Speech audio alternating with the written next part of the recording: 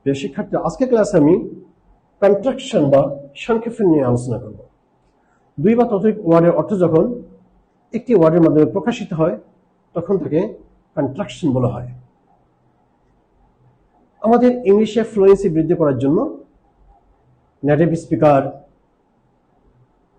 ভুয়া, BBC, CNN English ফিল্মের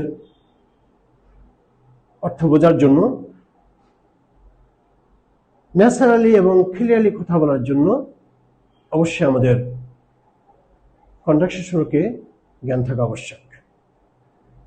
প্রিয় শিক্ষার্থীরা, কন্ট্রাকশন দুইভাবে হয়ে থাকে। একটি হচ্ছে অ্যাপোস্ট্রফি ছাড়াই, আরেকটা হচ্ছে অ্যাপোস্ট্রফি সহ। সাধারণত কোনো ওয়ার্ডের যদি কোনো লেটার এলিডেড হয়ে যায়, এলিডেড হয়ে কন্ট্রাকশন হয়, সেক্ষেত্রে অ্যাপোস্ট্রফি ব্যবহার করতে হয়। আর স্ল্যাং যে ওয়ার্ড বা ল্যাঙ্গুয়েজ আছে সেখানে আমরা অ্যাপোস্ট্রফি ছাড়াই কন্ট্রাকশন করতে পারি। প্রিয় শিক্ষার্থীরা, কন্ট্রাকশন 5 প্রকার হয়ে থাকে। একটা হচ্ছে বি ভার্বের সাথে, হ্যাভ ভার্বের সাথে, মডাল ভার্বের সাথে, নটের সাথে এবং স্ল্যাং ওয়ার্ডের সাথে। যেমন আমরা যদি বলি আই এম, এর কন্ট্রাকশন ফর্ম হবে am. His, a contraction form his. There, contraction form there. I have, contraction form am.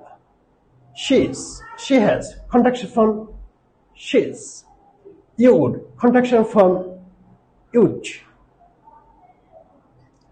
Moral will অথবা would এর contraction form হবে will এবং hid. Notice contraction form হবে don't, isn't, can't, shan't. Slang যেগুলো most informal, সেক্ষেত্রে আমরা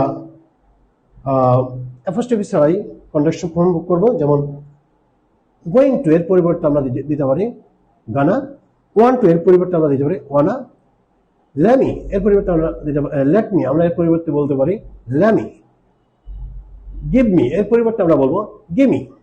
তো প্রিয় শিক্ষার্থীরা, কন্ট্রাকশন সম্পর্কে আরো বিস্তারিত ধারণার জন্য তোমরা পরবর্তী ক্লাসে আমাদের সাথে জয়েন থাকবে। Have a nice time, all the best.